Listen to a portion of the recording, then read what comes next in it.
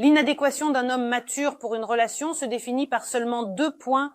Dans cette vidéo, nous allons parler de comment déterminer qu'un homme n'est pas fait pour une relation, qu'il n'est pas approprié. Et ici, il n'y a que 2 points sur lesquels reposent des relations heureuses et solides.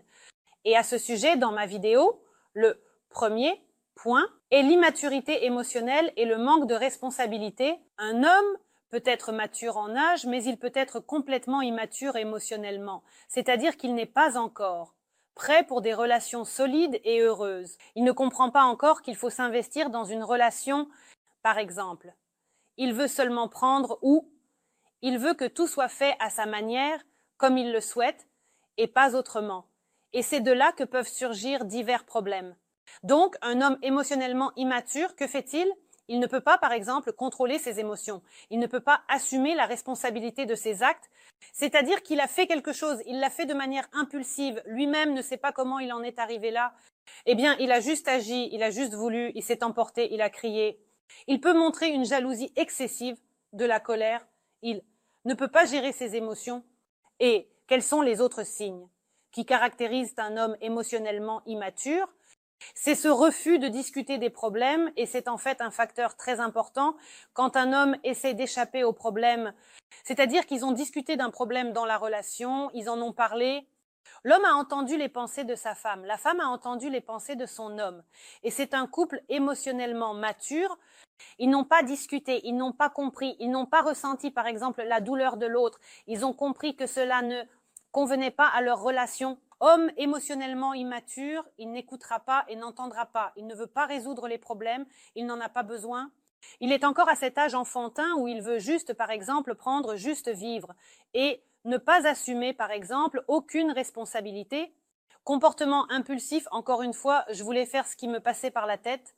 C'est-à-dire qu'ils avaient prévu, par exemple, avec sa partenaire, d'aller quelque part. Il a tout chamboulé parce qu'il a eu envie.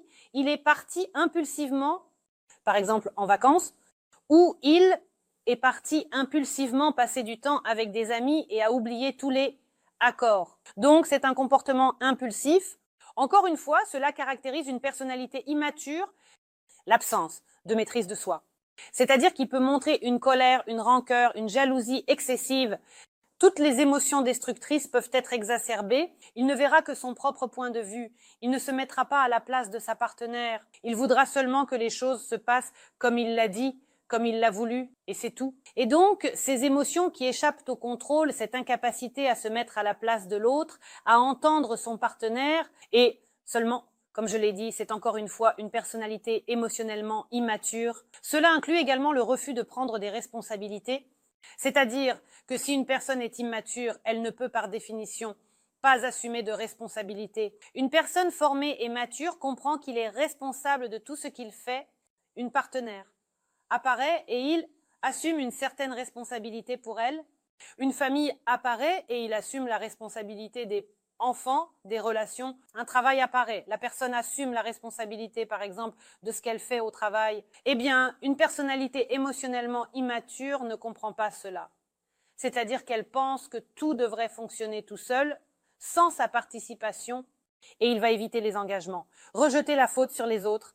C'est-à-dire que quelque chose s'est passé émotionnellement. Une personne immature n'admettra jamais ses erreurs parce que c'est difficile pour elle. Seuls les gens forts, les adultes, savent admettre leurs erreurs, dire que oui, c'est vraiment mon erreur, je suis coupable, c'est un signe de force. Voilà, une personne émotionnellement immature ne l'admettra jamais, blâmera toujours quelqu'un, trouvera toujours quelqu'un à blâmer, le saura elle-même par exemple, mais trouvera quand même quelqu'un à blâmer pour se sentir en quelque sorte plus facile, et cela inclut aussi le désir de se laisser porter par le courant, c'est-à-dire qu'il n'est pas nécessaire de faire quoi que ce soit. Tout devrait se mettre en place, tout seul, se stabiliser. Ce désir de ne prendre aucune initiative. Pas de travail, eh bien pas de travail, ça s'organisera tout seul. Le désir de se laisser porter par le courant parle encore une fois d'immaturité. À quoi mènent de telles relations?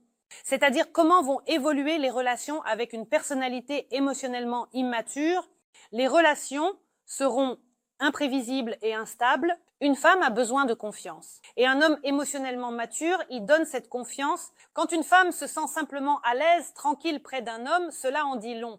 C'est-à-dire qu'elle ressent sa maturité et elle sent que l'homme va assumer une certaine responsabilité, que l'homme est sérieux, qu'il est formé. Et cela lui donne un sentiment intérieur de calme avec un homme émotionnellement immature.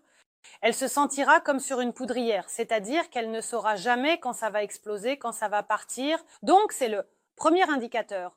Et avec le temps, il y a aussi une accumulation de négativité, car dans les relations avec une personnalité immature, les problèmes ne sont pas résolus parce qu'il ne veut pas les résoudre, donc ils s'accumulent, s'entassent quelque part, et à un moment donné, le négatif grandit à tel point que soit tout cela, disons, déborde à l'extérieur, soit la femme prend ses distances pendant un certain temps. Et là, c'est déjà une question de temps avant que la femme décide de rompre, de se séparer.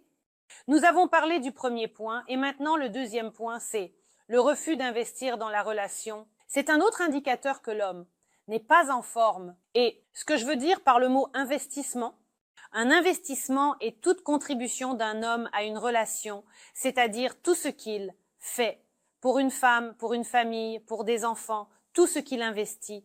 C'est une contribution émotionnelle, matérielle et spirituelle. C'est-à-dire quand un homme est entièrement dans une relation, c'est-à-dire qu'il se concentre sur sa famille, il fait des efforts pour la famille, par exemple, il gagne de l'argent, il s'inquiète de l'avenir de ses enfants, il se soucie de sa femme. Alors, c'est un investissement, une contribution à la relation. Mais il y a des hommes qui ne veulent que prendre et ne rien donner en retour, c'est-à-dire qu'ils sont habitués à vivre aux dépens des autres. Donc, si un homme n'investit pas dans la relation et qu'on y ajoute l'égocentrisme, que se passe-t-il? Alors, le premier point, c'est le manque de temps et d'attention. C'est le premier signe d'un homme qui ne souhaite pas investir dans la relation. C'est-à-dire qu'il ne passe pas de temps avec sa femme, par exemple, avec sa famille. Il ne prête pas attention. Et c'est le premier investissement qu'il ne fait pas, suivant l'absence de soutien émotionnel. Une femme, par exemple, dans de telles relations, elle se sent seule, elle sent qu'elle est seule à porter la responsabilité de la famille, elle sent qu'elle porte une énorme responsabilité, et c'est ce sentiment de solitude dans le couple, c'est un indicateur fréquent. Qu'il y a justement un homme à côté qui ne s'investit pas dans la relation, c'est-à-dire qu'à ses côtés, la femme comprend qu'elle ne peut compter que sur elle-même. Plus loin, ignorer les besoins de son partenaire. C'est-à-dire qu'ici, l'homme est entièrement et complètement concentré uniquement sur ses propres besoins.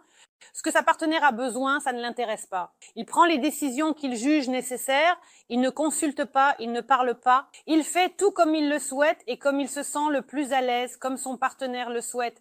Enfin, disons, cela ne l'intéresse pas vraiment et cela inclut également un manque d'empathie. C'est-à-dire qu'il ne sympathisera jamais ou ne sympathisera pas avec un tel homme, il n'investit dans rien. Dans la relation, il s'est passé quelque chose. Et vous comprenez que vous ne voulez peut-être même rien lui raconter, parce que soit vous n'entendrez aucun soutien, soit vous risquez d'entendre des critiques à votre égard, que vous n'êtes pas à la hauteur. Et nous inclurons ici toutes les manipulations et le contrôle. Donc, un homme qui ne souhaite pas, disons, s'investir qualitativement dans la relation, il a besoin d'une femme à ses côtés pour qu'elle ne s'en aille pas. Après tout, c'est pratique avec elle. Donc, il va manipuler et contrôler de toutes les manières possibles pour ne pas perdre son confort. Par exemple, à quoi mèneront de telles relations? De telles relations donneront ce même sentiment de solitude, mais ici, c'est surtout pour la femme. Et ici, c'est le moment de se demander combien de temps elle va vivre comme ça. C'est-à-dire qu'à un moment donné, elle peut dire « Voilà, ça suffit, je ne veux plus de ça ». Et de telles relations peuvent s'effondrer, la destruction de la confiance. Dans ce couple, il n'y aura aucune confiance. Parce que là où il y a des manipulations, du contrôle, de la pression, il n'y a pas de confiance. Il y a un sentiment de malhonnêteté.